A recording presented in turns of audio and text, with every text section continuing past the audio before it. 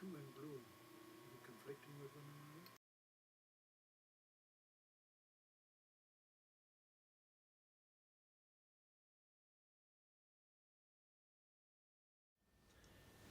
another? And we crossed the Danube, and after we crossed the Danube, out of the camp, I, as a dolmetcher or an interpreter, was not in charge of the party. A company sergeant major was, and there were about 300 of us. He was in charge of the party, but I was the interpreter. I was the man the Germans spoke to. I was the man the Germans spoke to gave us instructions to tell him to tell the rest of them what to do.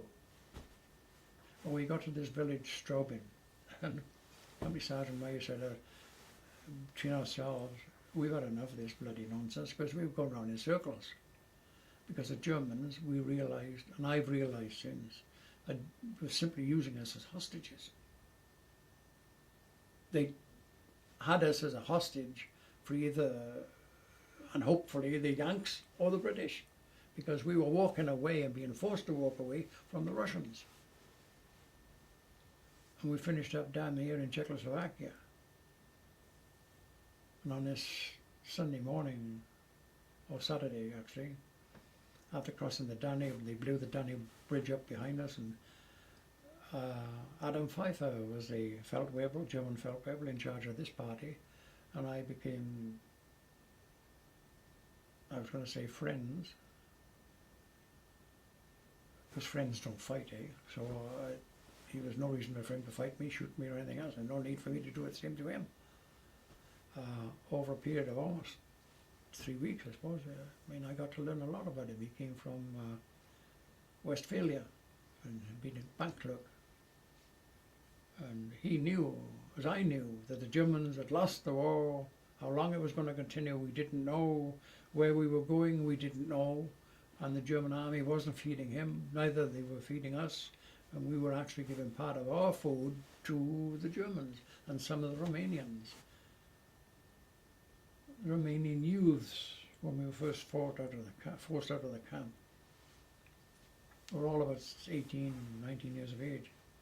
But they didn't carry rifles. They carried a bloody big Panzerfaust, or Panzerfaust. A Panzerfaust being a tank destroyer, okay, with an explosive charge weighing about 5.5 pounds. And so we thought, well, boy, if they fire one of those bloody things amongst us, it's going to make a mess of us. And they were as belligerent as hell, the Romanians, because they'd been forced into labour, eh? German, Adam Pfeiffer, he didn't give a damn, except that, okay, let's keep walking. Walk away from the Russians, get the hell out of them with. Let's move, don't step. Well, we finished up in this camp, as I said, on a Saturday, and company sergeant major and I had been talking, so to hell with this, we had enough of it. They'd blown up the bridge behind us, that's it.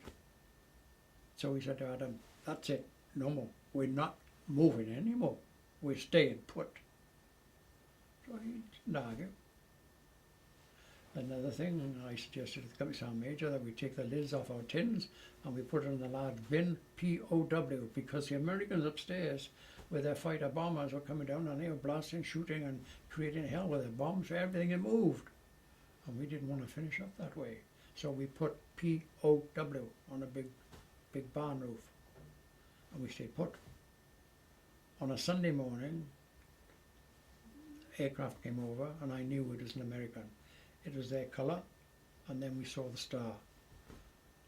He read the roof, POW, waggled his wings and went back and joined Patton, told them where we were, and then on the Monday the German tanks came through and we were released. The German, Adam Pfeiffer, I disarmed him and I took charge of his Luger.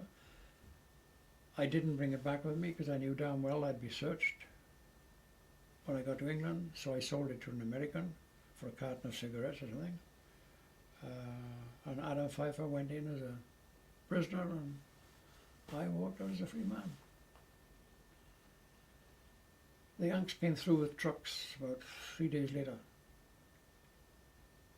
And I had the roughest, wildest bloody while I've ever had in a truck. It was driven by a Negro. He didn't give a damn about bends or anything else. And I happened to be near the tailgate. And boy, I was covered in dust by the time we finished after a journey. And we finished up at a very, very large enemy, what had been an enemy airfield. Stay here, the Brits will be coming, and they'll take you home, they'll fly you home. Okay. Well, 1 day went by, 2 days went by, 3 days went by, not a bloody sign. And the food was getting short. Didn't have much food left. Many men left, their names were called out. My name wasn't called out. Then eventually it was, with about 25, 27 others. And we were loaded into the bay of a big Lancaster bomber. And after being up in the air a short while, British airman came back and said, the pilot would like to see you up in the front of the cockpit.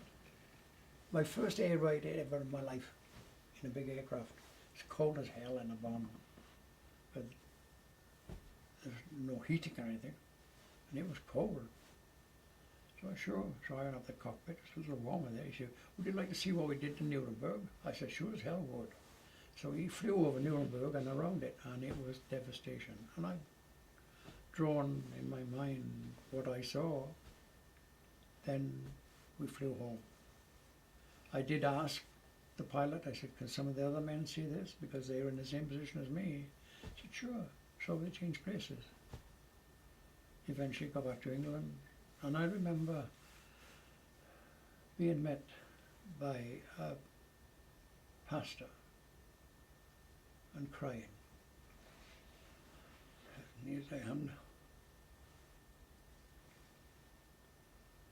for those people that didn't come back.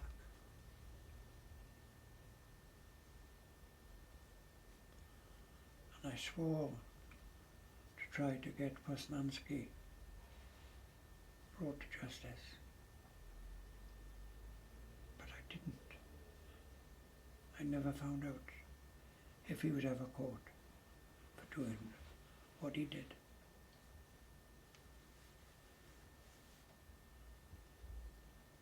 I was put through the showers, disinfected, and I mean disinfected.